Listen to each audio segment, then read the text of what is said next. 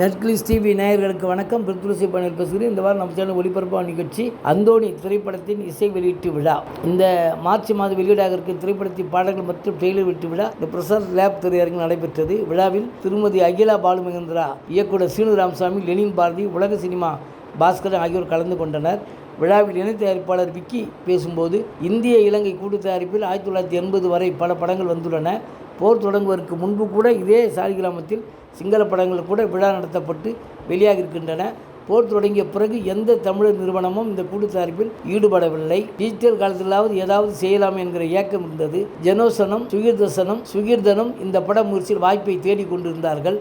ரமணன் அவர்கள் தயாரிக்க வந்தார். பிறகு அவருடன் பலர் சேர்ந்து தயாரிக்க முன் வந்தார்கள். போர் நினைவு கதைகளை படமாக எடுத்தது மாறி மாறி மறுவாழ்வு கதைகள் எடுக்கலாம் என்று இயக்குநர்கள் விரும்பினார்கள்.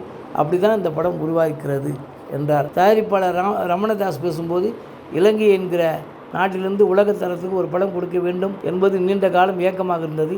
சின்ன சின்ன படைப்புகளை செய்து கொண்டிருந்தோம். அன்பு தம்பி சுகீர்தனின் கதையை கேட்டபோது அந்த படத்தை எடுத்தே ஆக வேண்டும் என்று முடிவு செய்தோம். பல தமிழ்நாட்டு சினிமாவை பார்த்து நாங்கள் வளர்ந்து வந்திருக்கிறோம். இப்படி ரத்தத்திலே கடத்தப்பட்ட சினிமா தான் தமிழ்நாடு சினிமா. உலக தரத்திற்கு ஒரு படம் எடுக்க வேண்டும் என்று நினைத்தோம். தம்பி சுகீர்தன் மழைக்கால இரவுகள் என்ற குறும்படத்தை காட்டினால் அதை பார்த்து தான் அந்த படத்தை தயாரித்திருக்கிறோம். ஈழத்திலிருந்து பெரும்பூர் செலவில் வருகிற படம் என்று இதை கூறலாம். தமிழ்நாடு என்பது எங்கள் ரத்தத்தோடும் சதையோடும் கலந்திருப்பது. தமிழ்நாட்டு மக்கள் எங்கள் கதைகளை எங்கள் ஜன்னல் வழியாக பார்க்கலாம். வீட்டுக்குள் வந்து பார்க்காமல் வீட்டுக்குள் வந்து பார்க்க வேண்டும் என்பதுதான் எங்கள் விருப்பம். அதுக்காக தான் படத்தை எடுத்துக்கிறோம் என்றார். சிறப்பு விருந்தினராக வந்திருந்த சீனு ராமசாமி பேசும்போது, இந்த அந்தோணி படத்தின் ட்ரெய்லரை பார்த்து நான் கண் கலங்கினேன். இந்த பட விழாவிற்கு என்னை அழைப்பதற்காக இந்த இளைஞர்கள் வந்து என்னிடம் பேசிய போது, எந்த ஊர் என்று கேட்டு இளைஞர் என்றார்கள். அந்த ஒரு காரணத்துக்காகவே நான் இந்த விழாவுக்கு நான் வந்தேன். எனக்கு மற்றபடி இளையராஜா இசை என்பது மட்டும் தெரியும். தயாரிப்பாளர் யார், படத்தில் மற்றவர்கள் யாரும் தெரியாது. அழிக்கப்பட்ட ஒரு நாட்டிலிருந்து 2 இளைஞர்கள் இப்போது படம் எடுப்பதற்காக வந்துள்ளனர்.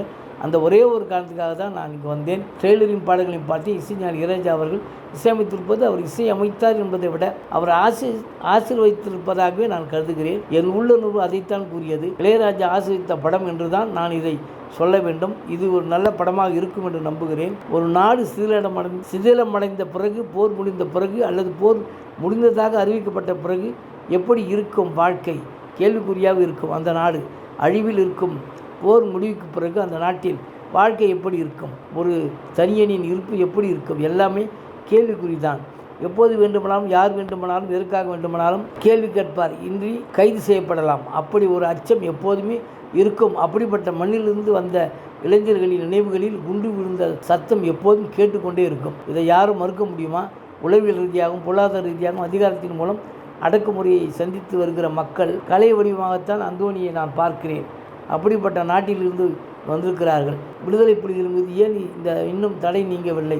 விடுதலை புலிகள் தான் இல்லை என்று தெரிந்துவிட்டது. புலிகள் யாரும் உயிரோடு இல்லை என்ற பிறகும் ஏன் அந்த தடையை நீக்காமல் இருக்கிறார்கள்? நான் இதற்கு முன்பு சொன்னேன் அல்லவா, யார் வேண்டுமானாலும் கைது செய்யலாம். அதனால்தான் நீக்காமல் இருக்கிறார்கள். நான் யாரோடும் உடன்பட்டோ முரண்பட்டோ இங்கே இதை பேசவில்லை. என்னுடைய சொந்த கருத்தை தான் சொல்கிறேன் என்றார். இந்த படத்தை ஒளிப்பதிவை நான் பாராட்டுகிறேன், வாழ்த்துகிறேன். அந்த கடலையும் அந்த அலையும் அந்த வாழ்க்கையும் தத்ரூபமாக கண்முன்னே கொண்டு வந்திருக்கிறார். இந்த படத்தில் நடித்த கயல் வின்சென்ட் இனி அந்தோணி வின்சென்ட் என்று அழைக்கப்படுவார். அந்த அளவுக்கு அவர் சிறப்பாக நடித்துள்ளார். எப்படி மறப்பதற்கல்ல நினைப்பதற்கு உருவாகி உள்ளது. இந்த அந்தோணியில் ஒரு தோணி இருக்கிறது. ஆனால் கண்டிப்பாக கரை சேரும். எப்போதும் படம் பார்க்க போகிறோம் என்று ஆர்வமாக இருக்கிறது என்றார். இயக்குனர் லெனின் பாரதி பேசும்போது, இந்த கரையில் இருந்து கொண்டு அந்த கரையை பார்த்திருக்கிறோம். நாம் எடுக்கும் படங்களில் கடலில் இந்த கரையைத்தான் பார்த்திருக்கிறோம். அந்த கரையை பார்க்கும் வகையில் இந்த படத்தை உருவாக்கியிருக்கிறார்கள். தங்கள் மண் சார்ந்த படமாக எடுக்கப்பட்டுள்ள இந்த படத்தை வெற்றி பெற வேண்டும் என்று வாழ்த்துகிறேன்.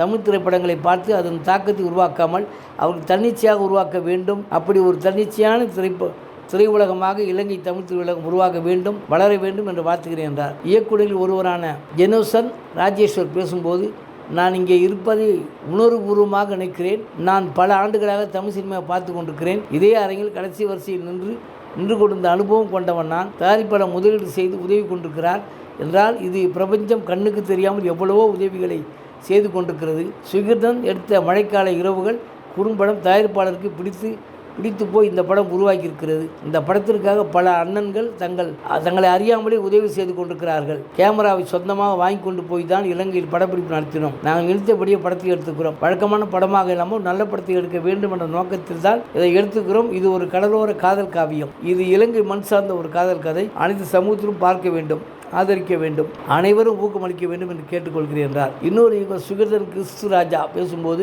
நல்ல மழை பெய்து எந்த காடு இங்கு கழிந்தது, நான் நினைத்த எண்ணம் கல்வெட்டாக வளர்ந்தது, கொம்பு தேனை பார்த்து நின்றேன், கையில் வந்து விழுந்தது, கூட்டத்தோடு நின்ற என்னை கொஞ்சம் அன்னம் அழைத்தது என்று மாதிரியான நிகழ்வு எனக்கு ஒரு படத்திலே சொல்லியிருப்பார்கள். காதலும் கடலும் எப்போதும் பார்த்தாலும் சலிக்காது என்று. எங்கள் ஊரில் உள்ள காதலையும் கடலையும் இந்த படத்தில் காட்டியிருக்கிறோம். இந்த படம் எப்படி ஒரு அனுபவமாக இருக்கும் என்றால், காசு செலவழித்து இலங்கை வர தேவையில்லை. இந்த படத்துக்கு ஒரு டிக்கெட் எடுங்கள். யாழ்ப்பாணம் நகரத்தில் இறங்கி அழகான கிராமத்தில் ஒரு பஸ்ஸில் போகும்போது இளையராஜா பாடல்களை கேட்டுக்கொண்டு கார்த்தி வீசும் ஜன்னல் ஓரம் அமர்ந்திருக்கும் போது ஏற்படும் உணர்வு இந்த படம் கண்டிப்பாக உங்களுக்கு கொடுக்கும் என்றார். உலக சினிமா பாஸ்கரன் பேசும்போது, நான் உலக திரைப்பட விழாக்களில் கலந்து கொண்டு படங்களை பார்ப்பவன். அதே உலகத்தரத்தோடு இந்த அந்தோணி திரைப்படம் இருப்பதை பார்த்தேன். இந்த இயக்குனர் இருவரும் கிருஷ்ணன் பஞ்சு, தேவராஜ் மோகன் போல வெற்றிகரமாக விளங்க வேண்டும் என்று பாராட்டினார். கதையின் நாயகனாக நடித்துள்ள கைல் வின்சென்ட் பேசும்போது, நான் முதல் படமாக நடித்திருக்க வேண்டிய படம் நீர்ப்பறவை, அதில் நடிக்க முடியாமல் போய்விட்டது.